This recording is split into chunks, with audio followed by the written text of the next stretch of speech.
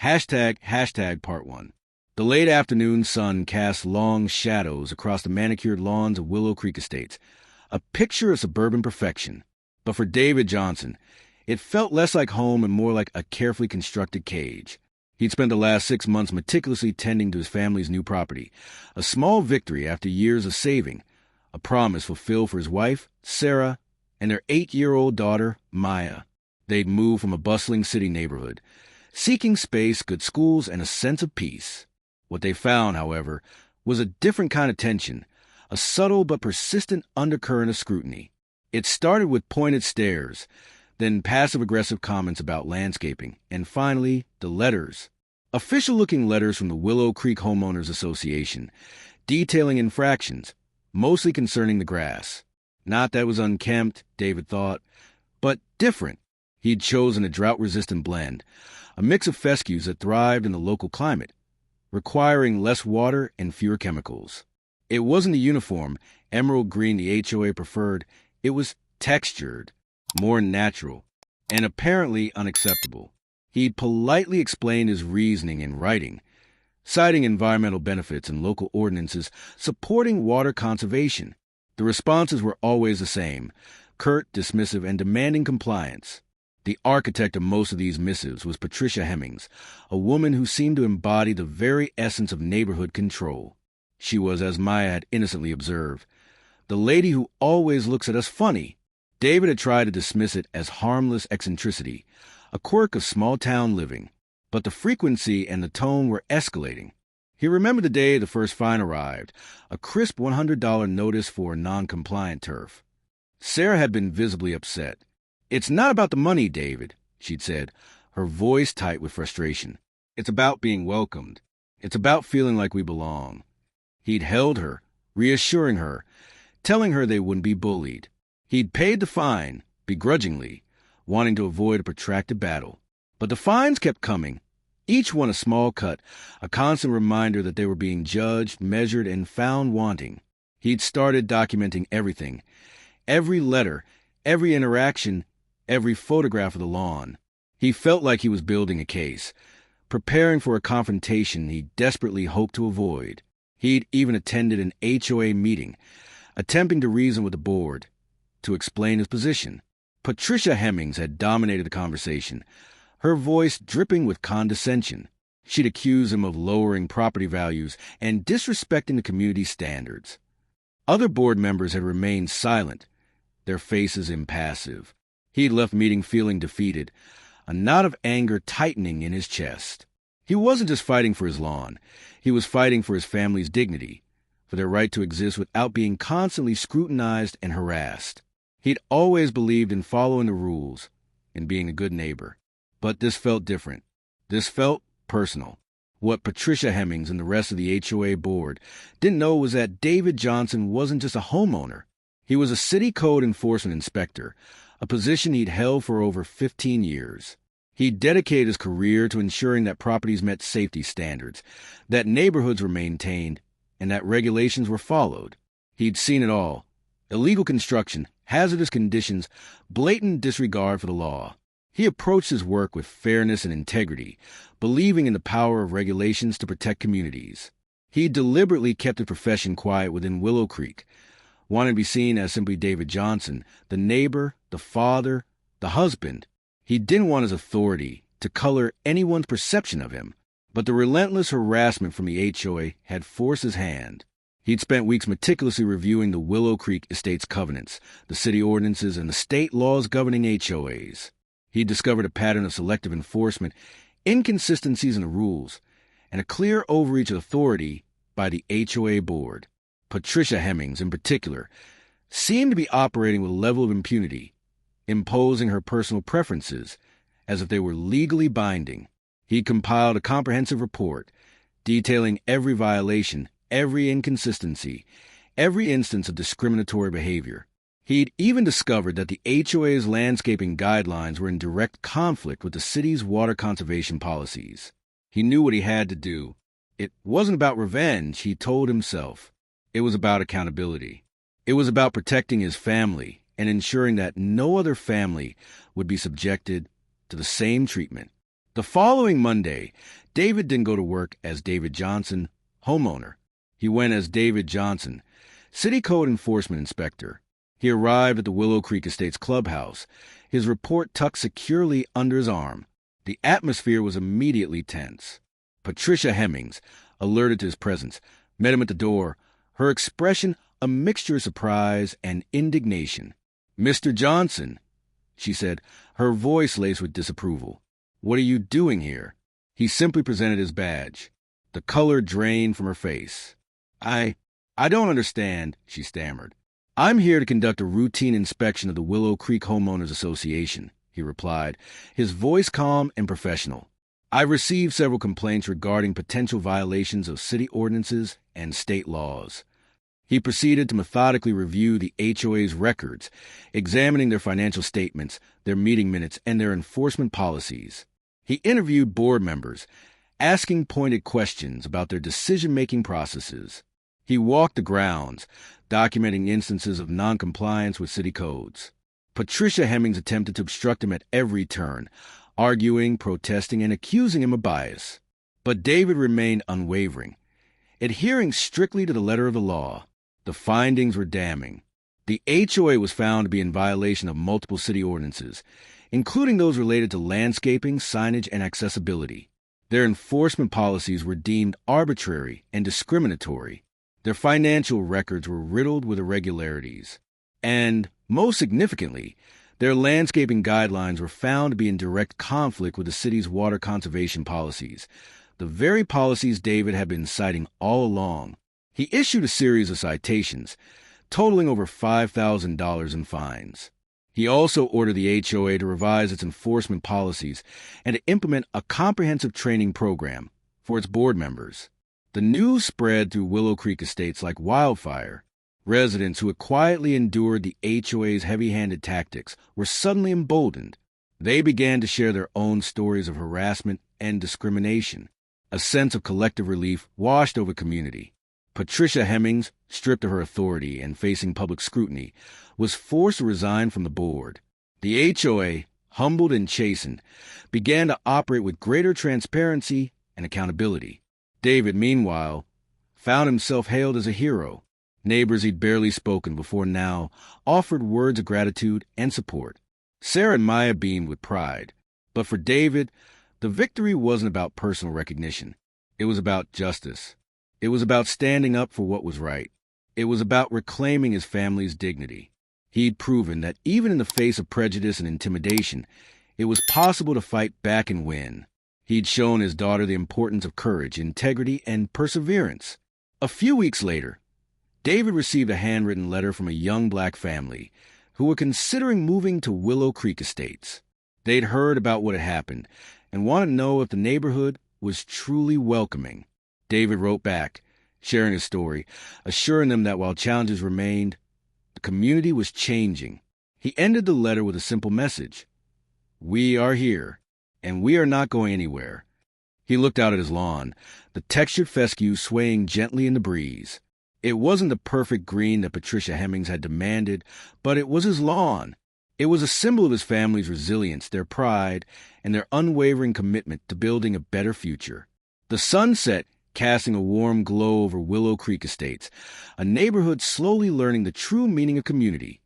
A community where everyone, regardless of their background or the color of their grass, could truly belong. The experience had been a stark reminder that the fight for equality and justice is never truly over, but also affirmed his belief in the power of one person to make a difference. And as Maya ran across the lawn, laughing and playing, David knew he'd done the right thing. He'd not only defended his family, he'd helped to build a more just and equitable community for generations to come. The victory, however, unfolded in layers, some visible, some less obvious. In the weeks that followed the inspection, Willow Creek's calendar filled with meetings that felt less like gossip and more like civic repair. Neighbors who had once bowed politely to Patricia's edict stood up in public for the first time, hands trembling as they read aloud their own letters. Stories of fines for improper paint colors, citations for political yard signs, quiet warnings about children playing too loudly. Their voices made the pattern clear. The problem had never been only about grass. It was about who got to define belonging. City officials who had initially treated David's intervention as a single-file enforcement action began to see it as a symptom of something wider. Workshops were scheduled. A clause in the city code that prevented HOAs from contravening conservation ordinances was clarified and circulated. Pro bono lawyers offered to help residents revise covenants that had given overbroad power to a few board members. David found himself in rooms he had tried to avoid: public hearings, HOA membership votes, late-night strategy calls with activists and attorneys. But he entered each one with the same low, steady resolve he brought to every inspection. He never shouted. He did not gloat. He spoke with the authority of a man who knew the law and with the tenderness of a father who wanted his daughter to grow up in a place that recognized her humanity. Not everyone forgave quickly. Some neighbors, embarrassed by their former silence, came to apologize. Others stayed distant, their discomfort a quiet wall. Patricia rallied a small group who framed the changes as an assault on tradition, and for a brief moment the community split along lines familiar to anyone who has watched power shift: those frightened of change and those who needed it. There were ugly emails and at least one anonymous note left on David's windshield, threats thinly veiled as concerns. Sarah kept the family steady. She met him after one long council meeting and put a hand on his sleeve, reminding him that their lives were still rooted in the small daily things: Maya's homework, the dinner they shared at the kitchen table, the bicycle with the missing chain that needed fixing. "Let them make noise," she said. "We have a home to keep." He understood that the work he had taken on could not displace the ordinary joys that protected them from cynicism. So he carved his time intentionally, enough to lead change, enough to be present at Maya's school play, enough to sit with Sarah on the porch and listen to the neighborhood breathe. The legal friction that followed tested institutions in ways David had anticipated and ways he had not. Patricia and her allies attempted to appeal to city citations, and filings arrived that accused the enforcement office of bias, of exceeding authority. Questions were asked about whether he had used his role for personal advantage. The review was thorough and painful. Interviews with colleagues, cross-examination of timelines, even a look into David's home files. He welcomed the scrutiny. He knew the truth. He had acted within law and ethics, and he believed that transparency could be disinfectant. When the review concluded, it cleared him, and the findings documented what his own research had shown. The HOA's bylaws had been written in vague language that allowed selective enforcement, language that often left room for implicit bias to move from the margins to the center. The city issued a policy memo limiting HOA powers where they conflicted with municipal codes, and a small but consequential ordinance went into effect, requiring HOAs to publish enforcement actions and provide a non-discrimination report annually. The change did not erase the past, but it changed the leverage points that had allowed it. What the citations and city directives could not legislate, however, were the quieter measures of restoration: the conversations at block parties, the volunteer hours spent redesigning a common median with native shrubs, the way a neighbor whose grandmother had been a gardener taught Maya how to divide a perennial. David organized a Right to Grow seminar at the community center, not as judge but as teacher, laying out the science of drought-tolerant landscaping, water budgets, and a legal framework that ensured municipal policies could not be overridden by private covenants. He was careful to listen. His professional posture softened when faced with adults who had never before been asked to consider their implicit assumptions. The exercise transformed suspicion into curiosity for many. A handful of long-closed minds remained closed, but they were no longer in positions of unilateral power. For Maya, the lessons were smaller but no less profound. Her classmates who had once mimicked the neighbor's scorn now saw a different script. They watched her father calmly explain policy at the library, watched him teach the neighborhood how to plant a rain garden, and they began to understand that standing up for oneself could be both firm and generous. At school, a group of children organized a grass day, a messy, irreverent experiment where kids brought samples of different turf and native plants to learn what thrived in their climate.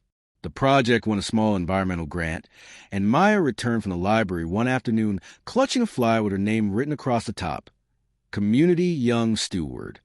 She ran into the yard and hugged her father. Dirt smudged her forearms like war paint. He laughed then, because beneath every policy victory lived the stubborn, beautiful work of tending a child's delight. Months turned into a year, and the visible landscape of Willow Creek shifted. Front yards once clipped into conformity relaxed into a mosaic of prairie grasses, pollinator pockets, and small vegetable plots. The HOA's revised covenant now included community-elected standards, clearer appeals processes, and a clause that explicitly prevented private rules from undermining city law. It was imperfect, minded by compromise and the slow machinery of change, but it worked. A plaque placed at the community garden listed names of neighbors who had contributed, among them David, Sarah's, and Maya's. At the unveiling, an older woman who had once attended Patricia's meetings sat beside a young couple who had recently moved into a brightly painted home, and together they cut the ribbon. Cameras were there, local news eager for a tidy narrative, but the moment felt less like a victory lap and more like a pause where the community acknowledged its promise and its debt. In quieter hours, David would walk the perimeter of his yard and think about the weight of that season.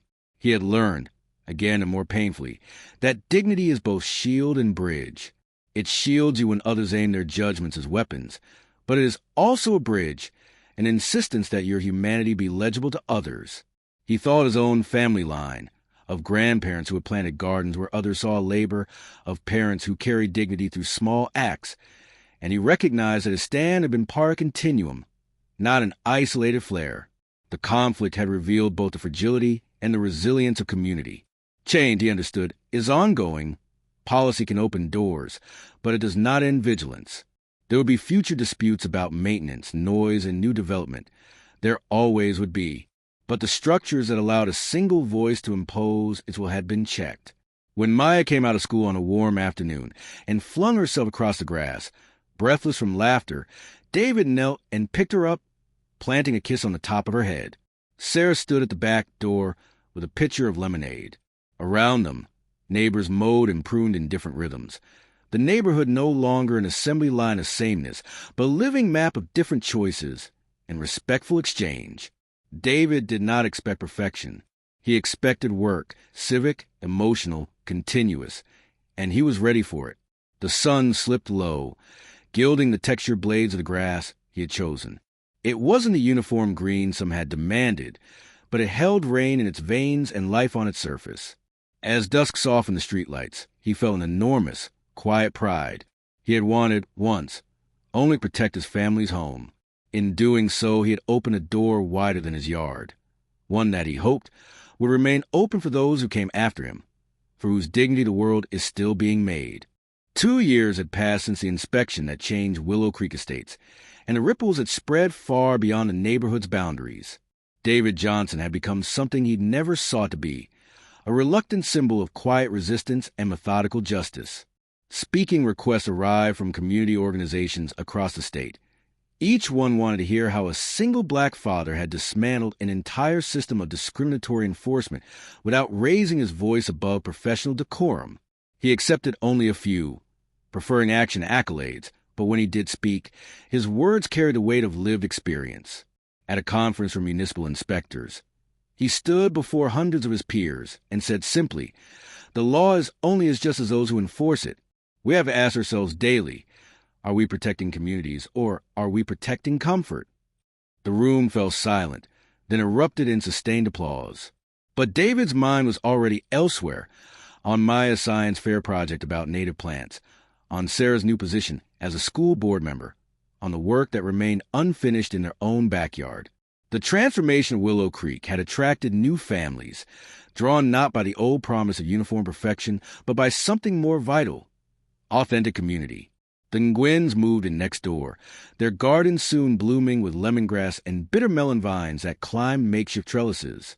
The Gonzalez family took the corner lot, painting their shutters a vibrant turquoise that would have once earned immediate censure. An elderly white couple, the Brennans, who had lived there for 20 years, surprised everyone by ripping out their Kentucky bluegrass and planting a meadow of wildflowers. "We're too old to keep pretending," Mrs. Brennan had told David over the fence one morning, dirt under her fingernails and liberation in her eyes. The neighborhood's physical transformation mirrored something deeper, a collective exhale, a loosening of constraints that had bound not just the marginalized, but everyone who had lived under the weight of enforced conformity. Property values, contrary to Patricia Hemming's dire predictions, had actually increased. Real estate agents began marketing Willow Creek as progressive and diverse, words that would have been unthinkable just years before. But progress, David knew, was never linear. Patricia Hemings had moved away, but her departure left a vacuum that others attempted to fill. A new faction emerged, led by a man named Richard Thornton, who wrapped his resistance in the language of preserving neighborhood character and maintaining standards. His approach was subtler than Patricia's. No overt violations, no obvious discrimination, but the undercurrent was familiar. He organized concerned neighbors' meetings at his home, gatherings that mysteriously excluded the newer, more diverse residents. He filed complaint about excessive cultural displays and inappropriate gatherings, targeting the Vietnamese family's Lunar New Year decorations and the Latino family's quinceañera preparations. David watched these developments with a mixture of frustration and determination. The infrastructure for resistance was stronger now. The revised HOA bylaws, the city ordinances, the network of allies. But vigilance remained essential. He worked with Sarah to organize counter-meetings, inclusive gatherings where all neighbors could voice concerns and celebrate differences. They called them community circles, and they met monthly in rotating homes, breaking bread across cultural lines. The test came when Richard Thornton ran for HOA president on a platform of restoring order. His campaign was well-funded and professionally managed, with glossy flyers that featured images of pristine lawns and happy white families. The coded language was clear to those who knew how to read it. David considered running against him, but decided instead to support Marcus Williams, a black veteran who had moved to Willow Creek the previous year. Marcus had the temperament for leadership, steady, inclusive, unflappable, and David threw his support behind him, using his credibility to build a coalition. The campaign was intense. Old wounds reopened as neighbors were forced to choose sides. Anonymous letters appeared again, this time targeting not just David, but all the families who had changed the neighborhood. One particularly vicious note, left on Nguyen's doorstep, told them to go back where they came from. Mrs. Nguyen, a surgeon who had fled Vietnam as a child, stood at the next HOA meeting and read the letter aloud, her voice steady despite her shaking hands. "This is where I came from," she said, pointing to the ground. "This is my home, and I will not be driven from it by cowards who hide behind anonymity." The election night was tense. The community center was packed, standing room only, as ballots were counted. When Marcus Williams was announced as the winner by a margin of 60%, the room erupted in celebration and relief. Richard Thornton left immediately, his supporters trailing behind him. But Marcus's first act as president was to reach out to them, to invite dialogue, to refuse the politics of exclusion that had poisoned the community for so long. "We win by addition, not subtraction," he told David later, echoing words Martin Luther King Jr. had spoken decades before. Under Marcus's leadership, the HOA became something unprecedented, a model for inclusive governance. They instituted Heritage Months, where different cultures shared their traditions. They created a fund to help elderly residents maintain their properties without fear of fines. They partnered with the city to establish Willow Creek as a pilot program for sustainable landscaping, with David serving as technical advisor. The changes attracted academic attention. A professor from the state university brought her urban planning students to study what she called the Willow Creek transformation. She interviewed David for hours, trying to understand how one person's stand had catalyzed such profound change.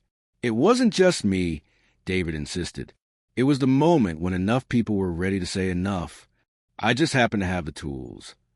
But the professor pressed him. "You had the tools, yes, but you also had the courage to use them. That's the difference between knowledge and wisdom." Her words stayed with him long after she left. That evening, as Maya worked on homework at the kitchen table, she looked up and asked, "Dad, why did Mrs. Hemings hate our grass so much?" David considered his answer carefully. How do you explain prejudice to a 10-year-old without destroying her faith in humanity? "Sometimes," he said slowly, "people are afraid of anything different because it makes them question what they've always believed. Our grass was never really about grass. It was about fear." Maya nodded thoughtfully, then returned to her work. But a few minutes later, she added, "I'm glad you weren't afraid, Dad." He kissed the top of her head. "I was afraid," he admitted, But being brave doesn't mean not being afraid. It means doing what's right despite the fear.